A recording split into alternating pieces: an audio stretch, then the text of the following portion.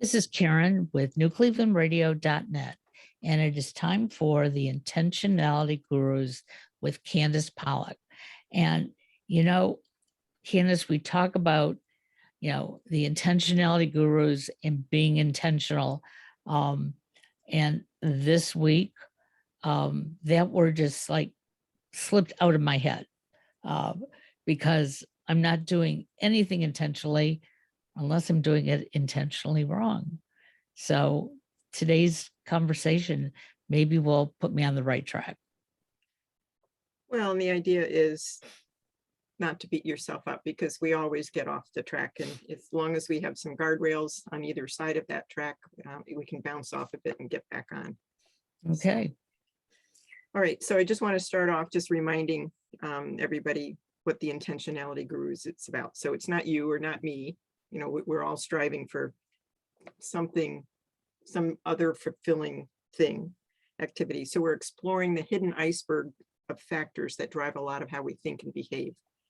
And today we're going to continue the conversation around the ideas in the book Uncommon Accountability by Brian Moran and Michael Leddington. And we're exploring the questions: how consistent is our thinking and actions, or that we say are important to us? And how can we get more of what we need and want in health, work, and relationships? So any interest there for you? Yeah, because, sometimes you think that you are opening up and being vulnerable to ask for what you need. But when that other person or persons interpret it, oftentimes, I'll stand there scratching my head saying, what did I say that made them think this? And what have you learned in our conversations? Well, one of the things I've learned is that if you don't communicate properly, nobody's going to know what you really need, because we're not mind readers, and it goes in reverse.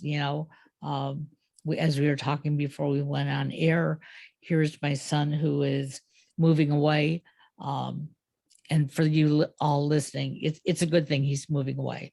We're all very positive, but he's not communicating certain things with me, and I'm interpreting them as being negative. And, I finally caught myself last night when he came home, and I finally said, okay, we need to talk and we need to listen to each other.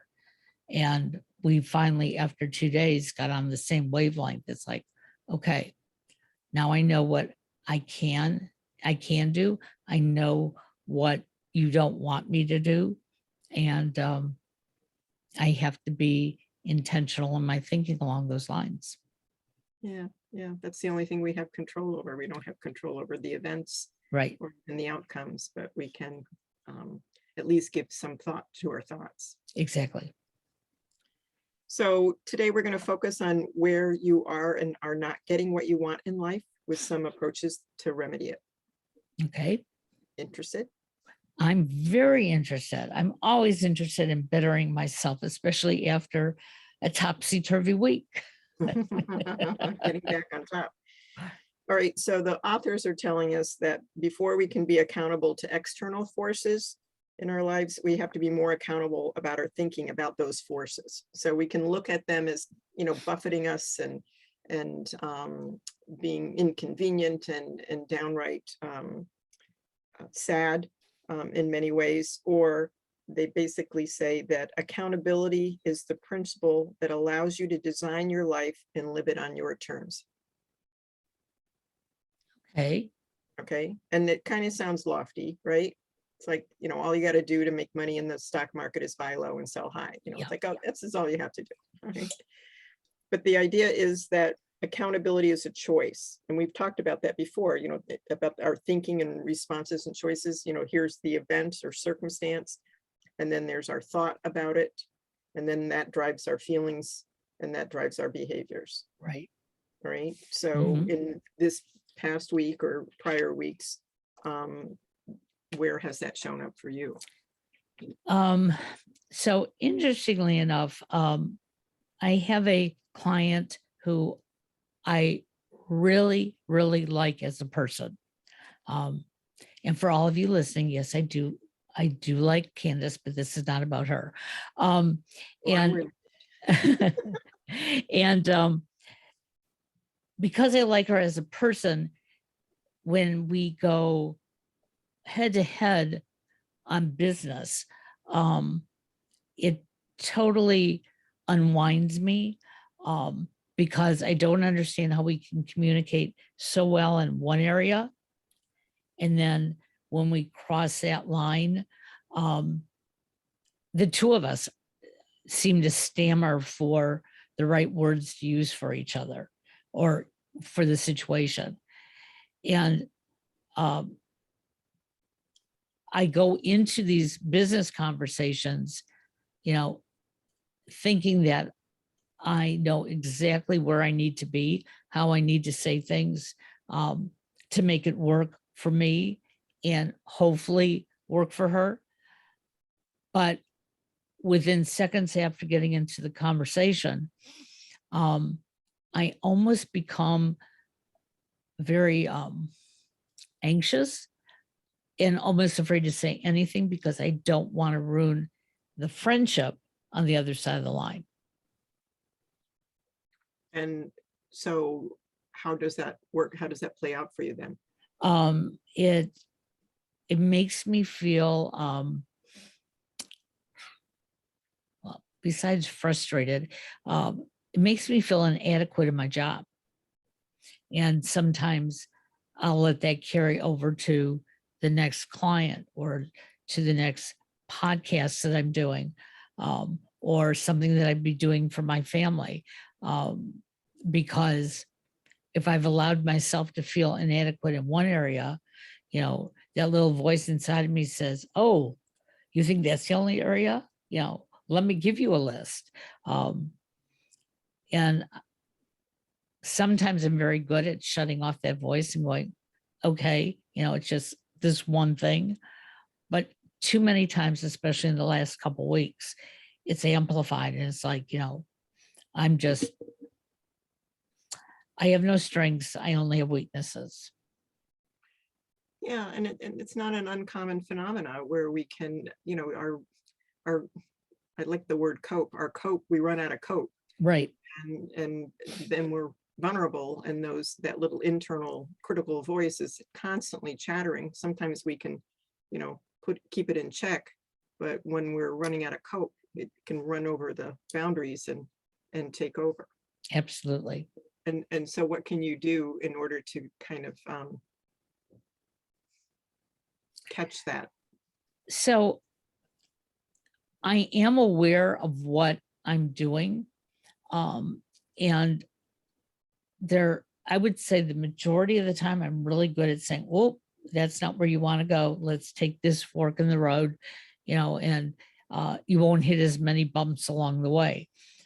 But I find that when I get into a mode like I've been in for the last week or two, I really need something to happen that will shake me up and say, okay, enough of this nonsense. You can make this right. And making it right isn't necessarily for the other person. It's making it right for me so that I can show up, with all my strengths.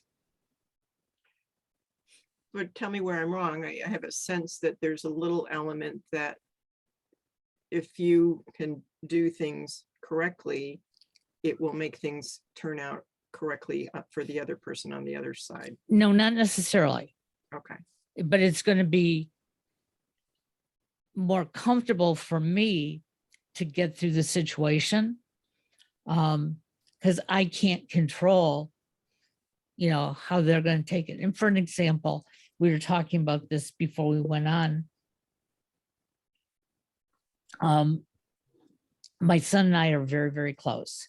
And as most parents probably know, in a family dynamic, your child sometimes favors one parent over another at certain times of their life. And in the last couple of years, we've developed this great relationship.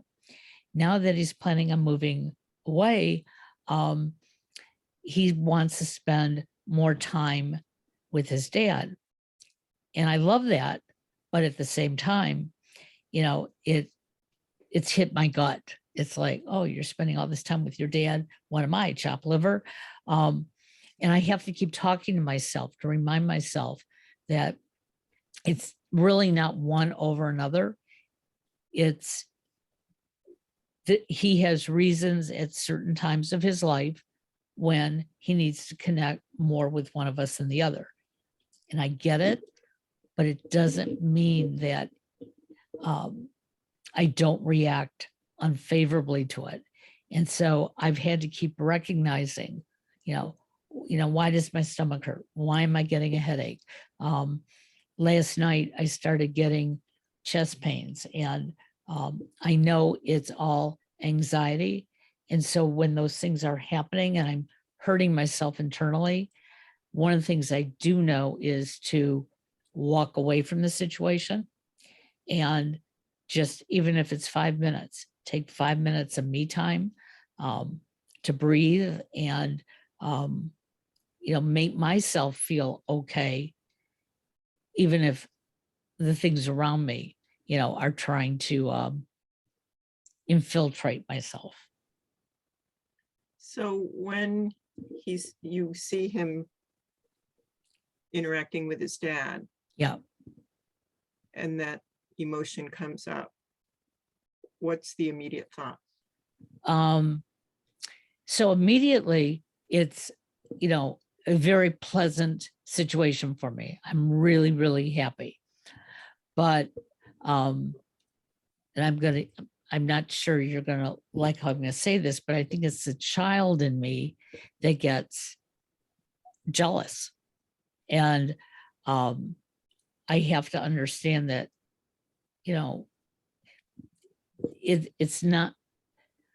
it's nothing against me that he's with somebody else. So I have to go back to those first emotions that say, hey, isn't this wonderful? Because in reality, when I do that, I feel better about myself. And therefore, when I'm present with him, I'm in a more positive mood. Where do you feel the jealousy? It is deep in my throat, very deep. It's like, I think I can't talk. I feel like I can't swallow. I keep thinking, my throat's going to get so constricted that I'm not going to be able, to breathe at all. And yet, usually when I start thinking all those things that are going to happen because of this, something clicks and I just either go lay down, go sit in a chair, and just start, doing breathing exercises to get all that negativity out.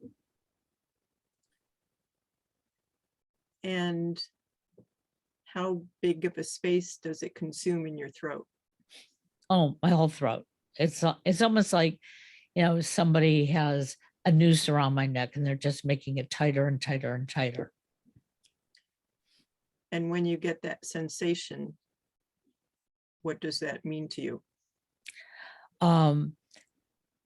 So initially, it scares me, but when I start to take that me time to resolve it, it takes me back to, being a young child, and, missing out on something that's important to me.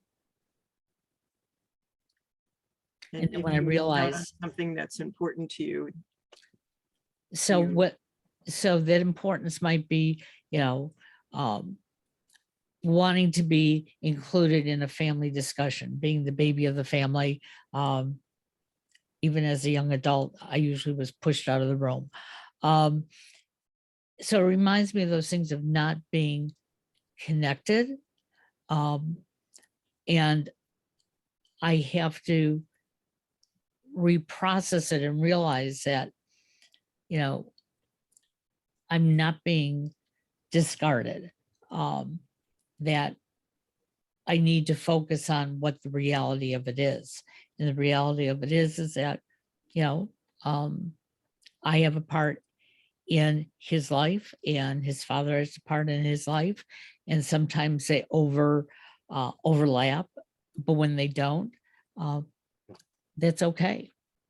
Because I had relationships with my parents like that. And when I feel disconnected, Um, I hurt, I guess a metaphor would be my heart hurts. I feel like I'm going to lose the most precious things in my life. And yet my brain tells me that's how my body feels, but my brain is in conflict with that, saying, no, you know, you're exaggerating. Everything's going to be okay. Take a look around you. And that's what pulling away helps me do. So an example would be that last night, I was in the process of doing something, actually for work. My husband was in the office. He was asking me questions about something that I had no idea what he was talking about, and probably didn't know what he was talking about because I really wasn't listening. And I was piling up all these things that I just wasn't getting. Okay. And some of them were business, most of them were personal. And when I started feeling this chest pain, um, it can come on so strong. I knew exactly what I had to do. It's like, okay, you can get rid of this. What you need to do is you need to escape. And went into the other room. First thing I did was I took a drink of water because I wanted to make sure that I could swallow, that my neck was not as constricted as I thought it was or felt. And then I used the app on my phone for breathing. And within 4 or 5 minutes, it was like, I'm okay now. I know where these feelings are coming from, but I don't have to let them surface. They're not important. and how did that feel? It's like a breath of fresh air. It's like, oh, pain is gone. I can now get back to what I need to do.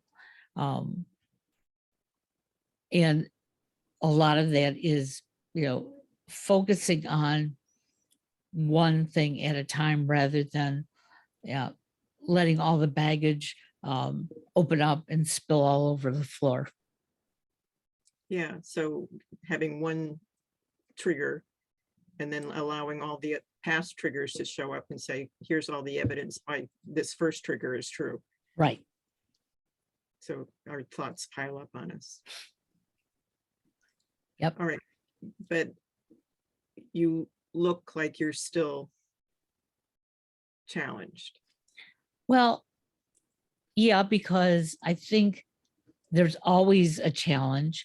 And part of it is, you know, you have to keep searching inside yourself on how you can make it easier, better.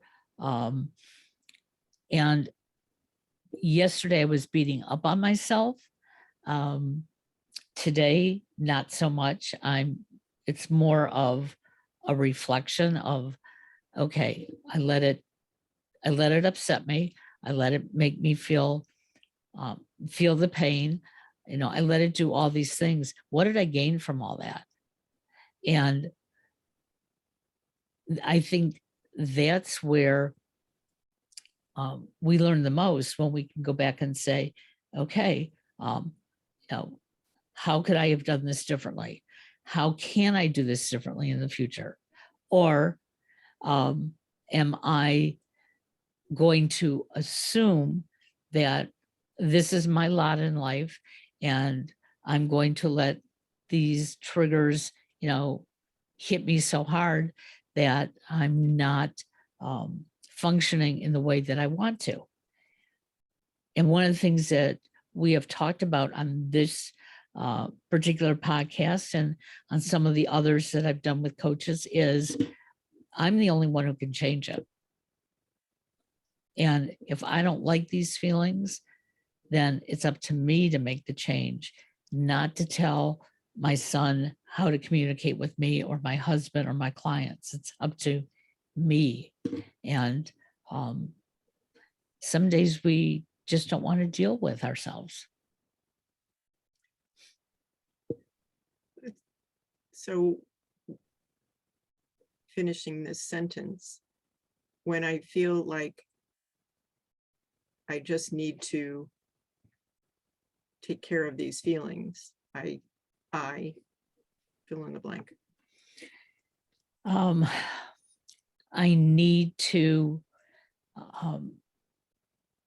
find an escape to not be so focused on the negative. An example would be like last night when I felt the pain, my first reaction was, oh, this really hurts. I can't breathe. How soon is it going to get better?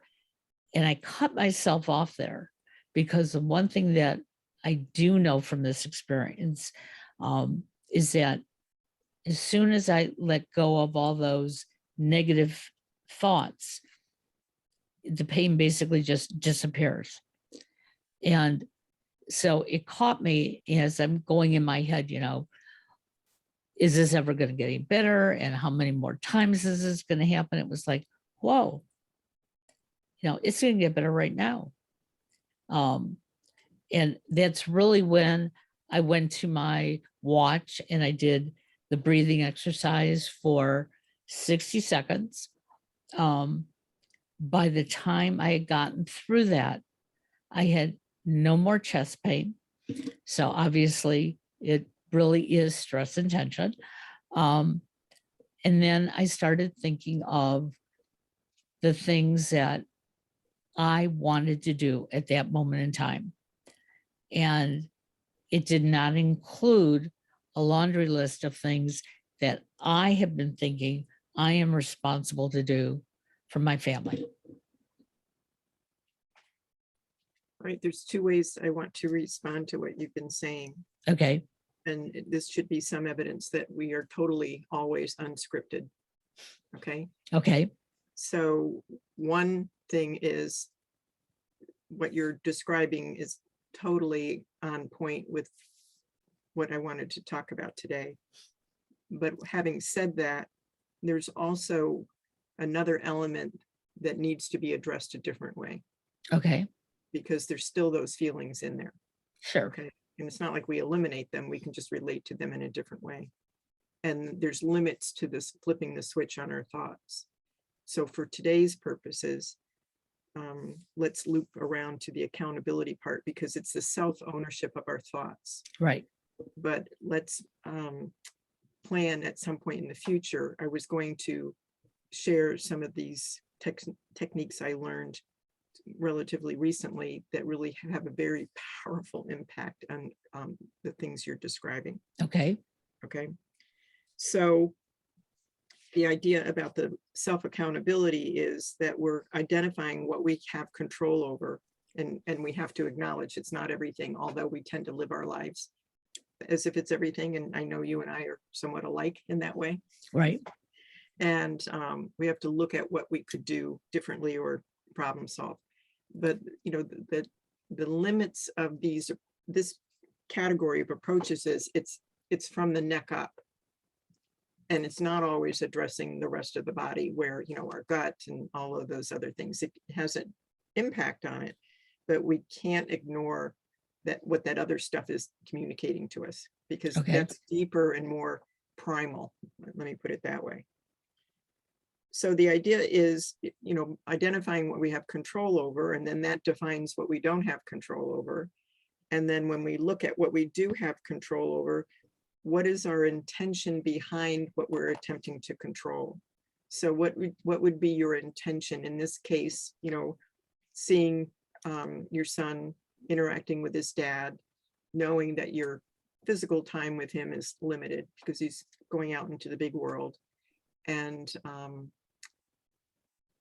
you're not in that little interaction. So deep down, I'm really, really happy for that, his relationship with his dad. I mean, I almost want to shout it from the rooftops because I know that they have so much love for each other. But as two men, and especially two men on the spectrum, they sometimes don't communicate it real well. So part of me is like, this is wonderful. I'm so excited. I will take 10 steps back to see this continue. But at the same time, as I say that, I feel very alone.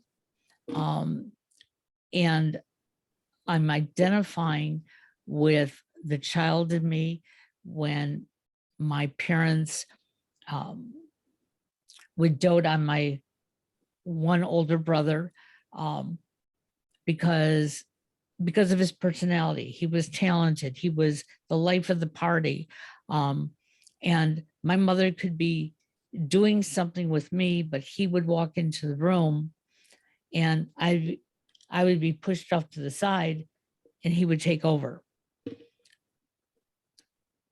But I realized as an adult, I pushed myself to the side, not my mother. And for years I had resentment about that. But now that I look at it, it's like, that's exactly how I've been reacting with my son and my husband when they are close. I've, in my brain, I know they're not pushing me away, but in my heart, it feels like, look at them. They don't need me anymore. And the more I'm talking about it out loud, which I haven't been doing, makes me realize that there are some things that I really need to change in myself so that I don't get these negative thoughts. And it's not to say they won't ever come back again. I'm sure they will to some degree, but if I can catch them and understand why, that's going to make me feel better, both emotionally and physically. Well, and it's not so much that we don't have negative thoughts, it's just we relate to them differently. They don't have the emotional charge as much. And they will from time to time, but it's, not to be surprised when they show up and hijack. Right. Yep.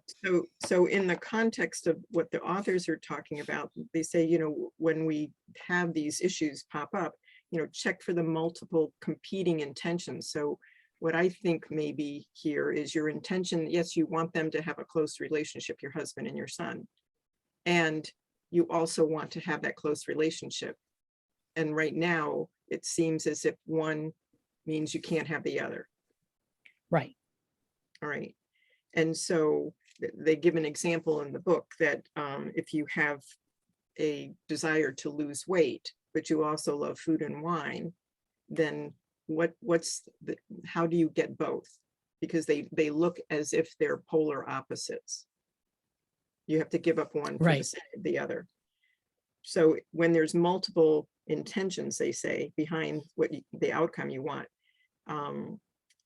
how can you set your actions accordingly? So the example they give is allow more time to lose weight. Like say you made a goal of losing weight in 5 months, but you love food and wine, etc. Well, then allow more time so you can enjoy the food and wine, but more time to lose whatever the number is.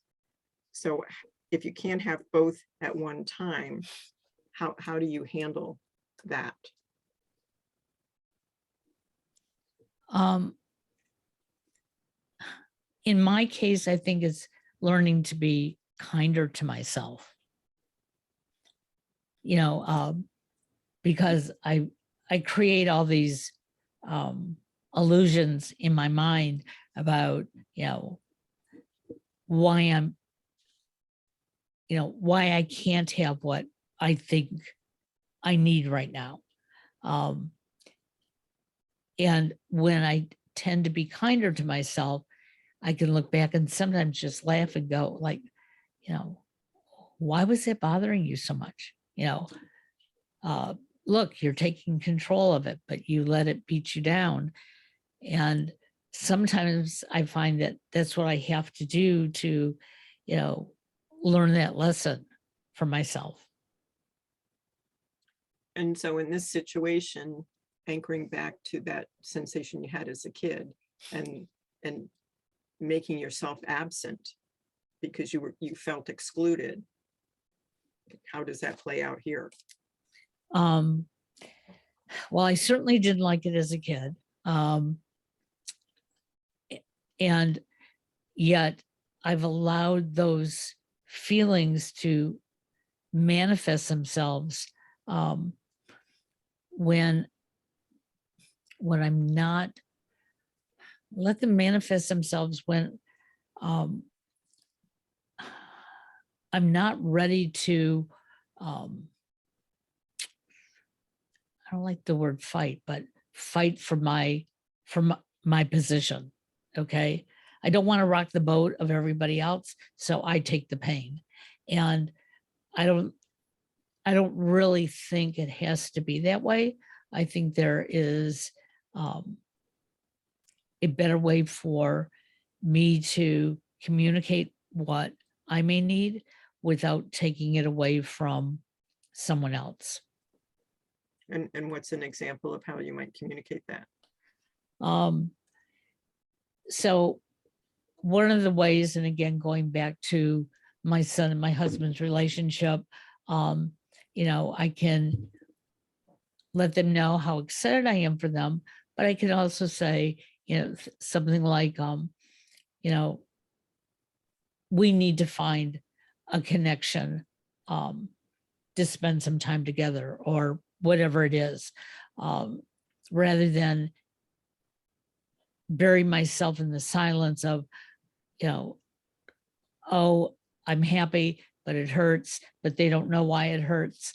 And then they may not even notice that I'm hurting. And then then I get those thoughts of, oh, I'm all alone. But the reality of it is I'm not. And it's up to me to join the circle to some extent. So what I just observed is a perfect example of self-accountability and anchoring back to the original premise that the authors gave us. It's basically that we can be accountable to the external forces in our lives when we're accountable for our thinking. Yep. And you can get more of what you want. So group hug, maybe? Yeah, absolutely. Absolutely. And to our listeners, I know that, as I'm sharing this story, we all have something, similar in our lives. And I find for myself, it's much easier for me to be vulnerable to get through a situation rather than hold it in and create more pain for myself, especially when other people have no idea what I'm experiencing.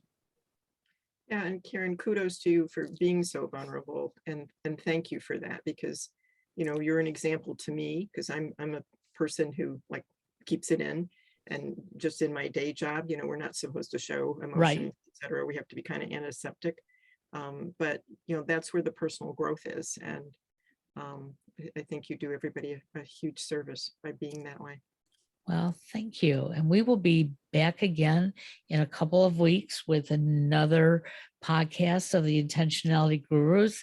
In the meantime, if you go to the show notes, you'll see how you can get in touch with Candace. And I know she's going to be rolling out a new program here soon. I'm gonna make So, a specific announcement very soon. okay, I'm excited about that. And again, thank you to all the listeners. And anything we can do to help you out there, let us know. You know, Candace can coach, I can guide, but all I can say is that finding yourself is really important. So thank you, Candace. Have a Thank you, good day. Shannon. You too. Bye-bye.